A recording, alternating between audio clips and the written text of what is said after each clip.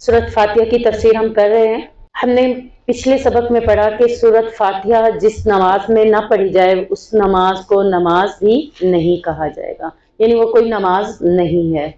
अगर नमाज के अंदर हमें शैतान वसवसे दिलाए तो हमें क्या करना चाहिए, इसके बारे में एक हदीस रह गई थी जो मैं आपको बताने लगी हूँ। हदीस में आता है कि आप सल्लल्लाहु अलैहि वसल्लम के पास उस्मान बिन अबुल आस आए और आपसे अर्ज की, ए अल्लाह के नबी सल्लल्लाहु अलैहि वसल्लम, बेशक शैतान मेरे और मेरी नमाज और मेरी किरात के दरमियान हाइल हो गया है। यानी मैं नमाज पढ़ने खड़ा हुआ तो नमाज की किरात करते हुए शैतान मेरे और मेरी किरात के दरमियान में हाइल हो गया, मुझे भूल जाए। यानी शैतान जब हाइल होता है तो क्या होता है, भूल जाता है क्या पढ़ रही थी, सूरत फातिहा पढ़ी भी है कि नहीं पढ़ी। समटाइम बहुत सी ऐसी इश्कलात हमारे सामने आती हैं। तो उन्होंने इस बात का नबी करीम सल्लल्लाहु अलैहि वसल्लम को जिक्र किया और कहा कि वो उससे मुझ पर गलत मुलत कर देता है, यानी नमाज के अंदर गलतियां कर लेता है या भुला देता है और मैं महसूस करता हूं कि मेरी नमाज ठीक नहीं होती। तो आप सल्लल्लाहु अलैहि वसल्लम ने फरमाया, ये शैतान है जिसे खिंजब कहा जाता है, यानी ये वो शैतान है जिसका नाम खिंजब है। और ये शैतान क्या करता है कि वो नमाज के अंदर ही खराबियां पैदा करता है। पहले तो शैतान की कोशिश ये है कि हम कोई नेकी करें ही नहीं। जब हम कोई नेकी करते हैं तो उसकी फिर अगल की कोशिश क्या होती है कि इसकी नेकी को जाया कर दिया जाए। अब उसकी नेकी को जाया करने के लिए वो क्या करता है, शैतान नमाज के अंदर आता है, और जो शैतान नमाज के अंदर आता है उसे खिंजब कहा जाता है। तो आप सल्लल्लाहु अलैहि वसल्लम ने फरमाया कि बस जब तुम उसे महसूस करो तो उससे अल्लाह ताला की पनाह तलब करो और अपने बाएं जानिब 3 बार थूक दो। यानी नमाज की हालत में ही आपने फेस को घुमाना नहीं है, फेस आपका वही होगा, सजदे की जगह पर आपकी नजरें होंगी, लेकिन आप ये बाएं साइड बन रही है तो आप ऐसे थू थू कर लेंगे 3 बार। और इस तरह जब उसने किया तो उन्होंने कहा बस मैंने ये किया तो अल्लाह ताला ने उसको मुझसे दूर कर दिया। शैतान इंसान के खून में खून की तरह गर्दिश करता है, तो अल्लाह रब्बुल इज्जत के पनाह तलब कर ली जाए तो शैतान से इंसान महफूज हो जाता है, वरना शैतान से इंसान बच नहीं सकता। शैतान से बचने के लिए सबसे बेहतरीन क्या चीज है, ला हौला वला कुव्वता इल्ला बिल्लाह, अऊज़ु बिल्लाहि मिनश शैतानिर रजीम, या फिर सुबह शाम के अस्कार। जब तक हम अल्लाह से पनाह तलब नहीं करेंगे शैतान से, तो शैतान से बच नहीं सकते। तो इसीलिए हमें कुरान की तिलावत करते हुए, नमाज की शुरू करते हुए हमें अऊज़ु बिल्लाहि मिनश शैतानिर रजीम जरूर पढ़ना चाहिए। और अगर पढ़ने के बाद भी आता है तो हमें ये तरीका हदीस में मिल गया कि ये खिंजब शैतान है जो इंसान की नमाज को गलत मुलत करता है, तो उसे चाहिए कि वो बाएं साइड पर 3 बार थूक दे। तो इस तरह करने से उसकी नमाज के अंदर शैतान उससे दूर हो जाएगा। तो अब ये यानी कि हमने अपना चेहरा भी नहीं घुमाना, अपनी नजरें भी नहीं घुमानी, बस यानी यूं करते हुए इस तरफ यानी रुख ना हो, बस ऐसे ही हल्का सा अपना फेर कर थू थू कर देंगे। तो ये यानी कि हमें एक हदीस के अंदर मसला मिल गया, क्योंकि ये चीज कॉमन है। हम नमाज पढ़ने खड़े होते हैं तो ख्यालात शुरू हो जाते हैं, कई चीजें याद आना शुरू हो जाती हैं, और बाज़ वक़्त भूल भी जाते हैं कौन सी रकात पढ़ रही थी। बाज़ वक़्त तो ये भी भूल जाते हैं कि सूरह फातिहा पढ़ी थी कि नहीं पढ़ी थी। तो ये सारा इसका हल अब आपके पास मौजूद है कि आपने इसको क्या करना है। नहीं, कुछ भी नहीं पढ़ना, सिर्फ थुथकारना है, थू थू करना है ऐसे। आगे देखते हैं हम सूरह फातिहा को। स्टार्ट में बिस्मिल्लाहिर्रहमानिर्रहीम, शुरू अल्लाह के नाम से जो बड़ा मेहरबान और निहायत रहम करने वाला है। अल्हम्दुलिल्लाहि रब्बिल आलमीन, तमाम तारीफें अल्लाह के लिए हैं जो तमाम जहानों का रब है। अल्हम्दु, अल का जो सीगा है वो उसमें तमाम हर किस्म की, यानी दुनिया के अंदर किसी भी चीज की आप तारीफ करेंगे वो तारीफ उसकी नहीं, किसकी हो रही है, अल्लाह की, क्योंकि उसको किसने बनाया है, अल्लाह ताला ने। आप किसी को खूबसूरत देखते हैं, कितनी खूबसूरत है, उसकी तारीफ कर रहे हैं, तो ये तारीफ उसकी नहीं है, तारीफ अल्लाह की है। वही तारीफ के लायक है क्योंकि उसने ही बनाया है। किसी के अंदर कोई खूबी देखेंगे तो तारीफ के लायक वो अल्लाह की जात है, वो चीज नहीं है। सूरज बड़ा प्यारा है, चांद बड़ा प्यारा लग रहा है, फिर जहन में फौरन जब आज ये लफ्ज पढ़ रहे हैं कि ये तारीफ जो हम खूबसूरती किसी की बयान करते हैं तो उसकी नहीं, हम अल्लाह की खूबसूरती बयान कर रहे होते हैं कि अल्लाह बहुत खूबसूरत है कि उसने हर चीज को खूबसूरत बनाया। क्योंकि हदीस के अल्फाज हैं अल्लाह जमील, अल्लाह खूबसूरत है, वो युहिब्बुल जमाल, और उसने खूबसूरत ही हर चीज को पसंद करता है। तो यहाँ हमारे लिए है कि हम भी अल्लाह रब्बुल इज्जत के लिए खूबसूरती को पसंद करें। यानी हमारे लिए क्या है कि सफाई निस्फ ईमान है, तो सफाई निस्फ ईमान होते हुए हम भी अपने आप को क्या रखें, खूबसूरत रखें, साफ सुथरा रखें। सिर्फ ये नहीं है कि हम कहीं जाएंगे तो फिर, या कुरान की महफिल में आएंगे तो फिर दिन में 5 टाइम अल्लाह के पास जाते हैं, अल्लाह से मुलाकात करने के लिए ही जाते हैं ना, अल्लाह के दरबार में ही जाते हैं। तो अल्लाह जमील, अल्लाह खूबसूरत है, तो खूबसूरती को वो पसंद भी करता है। तो हमारे लिए क्या है कि हम अपने आप को पाक और साफ रखें, हर वक्त अपने आप को क्लियर रखें। ये नहीं कि अच्छा अब गुस्ल कर लूंगी, अच्छा अब ये कर लूंगी, सुस्ती का मुजाहरा ना करें। अब यहाँ पर हम देख रहे हैं कि कायनात में कई ऐसे लोग हैं जिनको अल्लाह ताला ने कई किस्म की सलाहियतें दी हैं। किसी को अल्लाह ताला ने कुव्वत ज्यादा दी है, किसी को ताकत बहुत ज्यादा दी है, किसी के पास इल्म फहम ज्यादा है।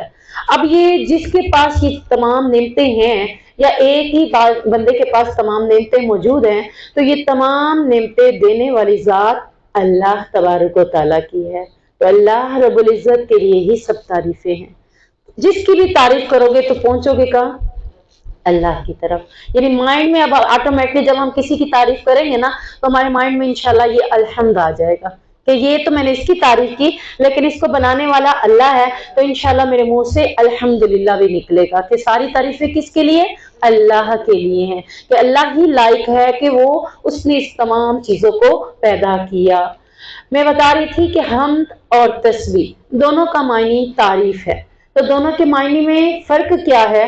हम्द का मतलब है तारीफ, तारीफ किन चीजों की, कमालात की तारीफ, कि ये कमाल अल्लाह ही का है, अल्लाह के सिवा कोई और ऐसा नहीं कर सकता। जमीन को, आसमान को अल्लाह ने अलग अलग करके जमीन को नीचे रख दिया, आसमान को बगैर सतूनों के बना दिया। अब ये क्या है, अल्लाह का कमाल है। अल्लाह के कमाल के अलावा किसी का भी कमाल नहीं है। बात हमारे साथ भी कई ऐसी बातें होती हैं, मिसाल के तौर पर मैं फर्स्ट आ जाती हूँ, मेरा कमाल है? नहीं। किसका कमाल है? अल्लाह का। ना वो मुझे इतनी सलाहियतें देता, ना मैं फर्स्ट आती, तो उस वक्त भी हमें किसका शुक्र अदा करना है? अल्लाह ताला का। यानी कमालात में भी किसकी तारीफ होगी? अल्लाह तबारक व तआला की।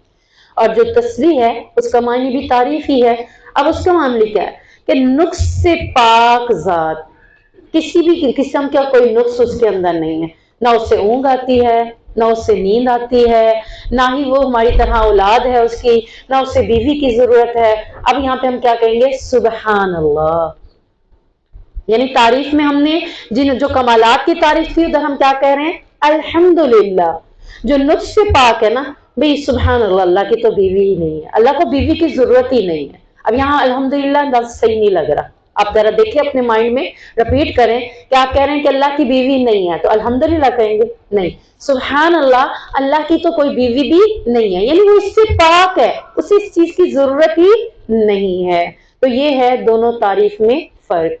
और इसी तरह उसे ऊँघ ही नहीं आती, सुभान अल्लाह, वो तो सोता ही नहीं है, वो तो हर किस्म के नुक्स से भी पाक जात है। तो अल्हम्दुलिल्लाह, अल्लाह का शुक्र है कि जिसने हमें भी इस तमाम चीजों को समझने की तौफीक अता फरमाई। ये कमाल रब का है कि जिसने हम सबको यहाँ भी जमा कर दिया और हमें तौफीक दी कि हम इसको सुन सके। अब यहाँ पर ये जो अल्हम्दुलिल्लाह के सब तारीफें अल्लाह ही के लिए हैं। अल्लाह जो उसका नाम है, अल्लाह कहता है कि ये सिर्फ मेरा जाती नाम है, इस नाम के साथ किसी और को मुखातिब नहीं किया जा सकता। एक अल्लाह और एक रहमान, ये दो नाम ऐसे हैं कि अल्लाह कह रहा है कि मेरे जात के साथ ही इनको टच किया जा सकता है, मेरी जात के अलावा किसी और के साथ इनको टच नहीं किया जा सकता। तो ये क्या आ गया? तौहीद अलूहियत। कितनी किस्में हैं तौहीद की? 3 किस्में। तौहीद अलूहियत, तौहीद اسماء و صفات، توحید ربوبیت. ہاں جی، یہ تین صفتیں ہیں اللہ تعالیٰ کی، تین توحید پر مبنی. یعنی توحید الوہیت میں کیا آئے گا کہ عبادت کے لائق اللہ کے سوا کوئی بھی ذات نہیں ہے. لا الہ الا اللہ، الہ آ گیا نا اس میں، الا اللہ اللہ کا نام بھی آ گیا کہ اللہ کے سوا تمہارا کوئی معبود نہیں ہے. نماز کس کے لیے پڑھیں گے؟ اللہ کے لیے. تو یہ کیا ہے؟ توحید الوہیت. اور اس کے بعد آپ دیکھیں سجدہ کس کو کرنا ہے؟ اللہ کو کرنا ہے، اللہ کے سوا کسی اور کو نہیں کرنا. الہ تو کوئی ہے ہی نہیں نا، الہ صرف اللہ ہی ہے، معبود صرف اللہ ہی ہے. تو یہ جو توحید جس کو سمجھ آ جاتی ہے وہ کسی اور جگہ پر جاتا ہی نہیں ہے، وہ کہیں کسی اور کو الہ مانتا ہی نہیں ہے. 360 بت بنا کے ان کو کیا بنایا ہوا تھا؟ الہ بنایا ہوا تھا کہ یہ بھی الہ ہے، یہ بھی الہ ہے، یہ بھی الہ ہے. اللہ کہہ رہا ہے الا اللہ، الہ کے لائق صرف اللہ کے سوا اور کوئی بھی نہیں ہے. تو عبادات جتنی بھی کی جائیں گی وہ کس کے لیے کی جائیں گی؟ صرف اللہ کے لیے. نظر و نیاز مانی جائے گی تو کس کے لیے؟ اللہ کے لیے. اپنی دعائیں حاجتیں مانگی جائیں گی تو کس سے؟ اللہ سے. تو یہ ساری چیزیں اس توحید کے اندر آ رہی ہیں. آگے ہم دیکھتے ہیں دوسری توحید، توحید ربوبیت. وہ کیسے ہے؟ رب العالمین، رب ربوبیت سے نکلا ہے، ٹھیک ہے نا، یہ توحید ربوبیت سے نکلا ہے.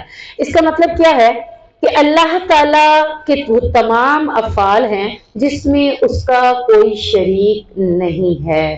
یعنی وہ خالق بھی ہے اور مالک بھی ہے. خالق کہتے ہیں پیدا کرنے والا، تخلیق کرنے والا. کیا اس نے کسی بھی چیز کو تخلیق کر کے چھوڑ دیا ہے؟ نہیں، پالا بھی تو ہے نا اس نے. ہم بچے تھے، بچے سے آج اس اسٹیج پر پہنچے ہیں، کیا ہم خود بن گئے ایسے؟ اسی نے ہمیں پالا ہے نا. کھلانے کی ذمہ داری بھی اس کی ہے، پہنانے کی ذمہ داری بھی اسی کی ہے، علم دینے کی ذمہ داری بھی اسی کی ہے. اسی نے ہمیں یہاں تک اسٹیج تک لا کھڑا کیا. تو خالق و مالک کس میں آ گیا؟ ربوبیت میں آ گیا کہ وہ خالق بھی ہے اور مالک بھی ہے. اور اس کے تیسری جو صفت ہے اس کے ساتھ وہ ہے مدبر. توحید ربوبیت میں تین باتیں آتی ہیں، خالق، مالک اور مدبر. تدبیر کرنے والا، یعنی ہر چیز کے بارے میں تدبیر کرنے والا. میں اپنے طور پہ سوچتی ہوں کل یہ کروں گی، کل وہ کروں گی، تدبیر کرتی ہوں اپنے کاموں کی، لیکن میں وہ جو تدبیر کر بھی لوں نا تو سم ٹائم ویسا ہوتا ہی نہیں. تدبیر کون کرتا ہے؟ اللہ تعالیٰ. اللہ نے ہمارے تمام افعال کی تدبیر کر دی ہے. آپ بہت کہتے ہیں میں یوں نہیں کروں گی، لیکن اللہ نے لکھی ہے تو وہ کر رہے گی. تو وہ خالق ہے، سب سے پہلے وہ تخلیق کرتا ہے. پھر وہ مالک ہے کہ وہ اس کو پیدا کرنے کے بعد چھوڑتا نہیں ہے، وہ اس کا مالک بن جاتا ہے. مالک کیا ہوتا ہے؟ ہر چیز سے نوازنے والا. اس کی ذمہ داری بن جاتی ہے نا، یہ میرا مالک ہے، میں اس کے گھر میں کام کرتی ہوں. اب اس کی ذمہ داری اس کون اٹھاتا ہے؟ وہی اٹھا رہے ہوتے ہیں. وہ کہتے ہیں میرے گھر میں یہ مسئلہ ہے، مالک اس کا مسئلہ حل کر رہا. تو یہ اللہ رب العزت نے ربوبیت کے ساتھ رکھا کہ وہ تمہارا رب ہے کہ جس نے تمہیں پیدا کیا. کیا کوئی اور تمہیں پیدا کر سکتا ہے؟ کیا کائنات کی کوئی چیز کوئی پیدا کر سکتا ہے؟ تو رب کے لائق بھی وہ اللہ ہے، اس کے سوا کوئی بھی تمہارا رب نہیں ہو سکتا. تدبیر کرنے والا، تمہارے سارے کاموں کا نظام چلانے والا اور کائنات کی ساری چیزوں کو تخلیق کر کے اس کا نظام چلانے والا وہی رب ہے. سورج کو کون مقرر وقت پر لے آتا ہے؟ اللہ تعالیٰ. کوئی کام بھی اس سے یہ نہیں ہے کہ بھول جائے. بھول سکتا ہے وہ؟ ہم کیا کہتے ہیں؟ بھول گئے تھے اس لیے میں یہ کہہ نہیں سکی، مجھے یاد ہی نہیں رہا. رب کو سب پتا ہے کہ کب کیا کرنا ہے، اس لیے وہ تمام تدبیر کو افعال بھی کر لیتا ہے. یعنی اس کا کام ہے، وہ سارے کاموں کا اختیار رکھنے والا ہے اور وہ اس کو اسی طریقے سے چلا بھی رہا ہے. اسی طرح رب کے کو دو معنی جو ہم نے پڑھے ہیں، یعنی تین، ویسے تو تین وضاحتیں کر دی، خالق، مالک اور مدبر. تو یہاں ہم دیکھتے ہیں کہ اللہ رب العزت نے جو رب کا اظہار کیا ہے کہ میں ہی خالق ہوں، میں ہی مالک ہوں. تو اب اس نے رب کے ساتھ کیا کہا کہ صرف تمہارا رب ہوں؟ نہیں، عالمین. عالم بھی جمع کا صیغہ ہے، عالم کی جمع کا مزید صیغہ آگے عالمین. یعنی واحد جمع ہوتا ہے نا، اس کے بعد کیا آ جاتا ہے؟ تثنیہ. تو تو ایک ہوتا ہے واحد سنگل، جمع میں کافی ساری چیزیں آ جاتی ہیں، تو یہ جمع سے بھی بڑھ کر ہے عالمین، تمام جہانوں کا۔ سورج کا ایک الگ معاملہ ہے، چاند کا ایک الگ دنیا ہے، ستاروں کی ایک الگ دنیا ہے، ٹھیک ہے، ہماری ایک الگ دنیا ہے، جانوروں نباتات حیوانات کی الگ دنیا ہے، تو یہ سارے عالم ہیں۔ اس کے علاوہ اگر ایک انسان کے ساتھ ہم عالم دیکھتے ہیں تو انسان کے ساتھ 3 عالم ہیں، عالم دنیا، عالم برزخ، عالم حشر یا آخرت۔ یہ تینوں عالم ہمارے ساتھ بھی آئیں گے، یعنی یہ 3 جہان ہمارے لیے بھی ہیں، ایک یہ جہان ہے، ایک قبر کا جہان ہے، اور ایک آخرت کا حشر کے میدان اور آخرت کا جہان ہے۔ تو ان تمام جہانوں کا رب کون ہے؟ اللہ۔ الحمدللہ، اللہ وہ تمام جہانوں کا رب ہے۔ رب مالک جو کہا جاتا ہے اس کو، تو دنیا میں کئی چیزوں کے ہم مالک بن بیٹھتے ہیں، لیکن یہ رب جو ہے یہ تمام جہانوں کا مالک ہے۔ ہم دنیا کے صرف مالک ہے نا، ہمارا اختیار صرف دنیا کی چیزوں پر ہے۔ میں کہتی ہوں میری مرضی، میرا جسم میری مرضی، لیکن میں یہاں پر بھی اپنے اختیار کھو دیتی ہوں جب موت میرے پر آتی ہے۔ میری مرضی چلتی ہے نہیں نا، آج میں کہہ دیتی ہوں میری مرضی، میں جو بھی کروں چلے کر لیا، لیکن موت جب اللہ کا حکم آ گیا تب بھی میں اپنی مرضی نہیں کر سکی۔ تو اس جہان میں بھی میں اپنی مرضی نہیں کر سکتی، میرا مالک کون ہے؟ رب۔ حشر کے میدان میں بھی میرا رب اللہ، برزخ کی زندگی جو ہے وہ جو جہان ہے اس کا مالک بھی وہ اللہ رب العزت ہے۔ تو وہی رب ہے کہ جو انسان کو پیدا کرتا ہے، نطفے سے علقمہ بناتا ہے اور علقہ سے مضغہ بناتا ہے۔ یہ سارا اللہ تعالیٰ نے نا 18ویں پارے میں ساری عربی کے لفظ استعمال کیے ہیں کہ میں نے تمہیں ایک نطفے سے پیدا کیا، پھر علقہ بنایا، پھر مضغہ بنایا، یعنی ہڈیاں چڑھائیں، خون بنایا، پھر مکمل انسان بنا دیا۔ تو یہ سارا نظام، یعنی جب ماں کے پیٹ میں فرسٹ ٹائم سٹیپ شروع ہوتا ہے تو ہم کچھ بھی نہیں ہوتے، پھر آہستہ آہستہ ہمارا وجود ہوتا ہے، ہاتھ پاؤں، انسان کا سارا جسم، ہڈیاں، گوشت، یہاں تک کہ 4 مہینے میں انسان مکمل ہو جاتا ہے۔ تو اللہ تعالیٰ کہتے ہیں یہ کون بناتا ہے؟ میں ہی تو مالک ہوں تمہارا، میں ہی تو تمہیں سب کچھ اب تدبیر کر رہا ہوں تمہاری۔ اور پھر اس کے بعد جب تک تم نے اس جگہ رہنا تمہارے لیے بہتر ہے تو ادھر رکھتا ہوں، پھر تمہیں دنیا میں لے آتا ہوں۔ تو یہ ساری تدبیریں کون کرتا ہے؟ اللہ رب العزت۔ تو اسی لیے اس نے فرمایا کہ وہی تو جہانوں کا رب ہے، اور وہ ان تمام جہانوں کا رب ہوتے ہوئے بھی ہر چیز کی پہچان رکھتا ہے۔ دیکھیں بعض کو کہتے ہیں کہ اللہ تعالیٰ نے ایک اللہ ہے اور سارے جہان کو اس نے کنٹرول کیا، ایک جہان کو بھی نہیں۔ اب آپ نے دیکھ لیا نا، میرا ماضی بھی ایک جہان ہے، میرا مستقبل بھی ایک جہان ہے، میرا حال بھی ایک جہان ہے، اور اس کو بھی کس نے کنٹرول کیا ہے؟ اللہ تعالیٰ نے۔ تو ایک بندے کی بات نہیں ہے، پوری کائنات میں ہر چیز کی تخلیق، کتنی مخلوقات ہیں اور ہر مخلوق کا ایک جہان ہے اور ساری خبر اس کو ہے۔ تو اب آپ یہ کہیں کہ بعض اوقات کہ اتنی چیزوں کی وہ خبر رکھتا ہے، تو ایک ماں کے اگر 2 جڑواں بچے ہیں ہم بھول جائیں گے، شکل ایک ملتی جلتی ہے، ہم کہیں گے تمہارے دونوں کے نام رکھ دیے عبداللہ عبدالرحمن، لیکن مجھے نہیں پتا چلتا کون سا عبداللہ ہے اور کون سا عبدالرحمن ہے۔ ماں کیا کہتی ہے؟ مجھے پتا ہے کہ یہ عبداللہ ہے، یہ عبدالرحمن ہے۔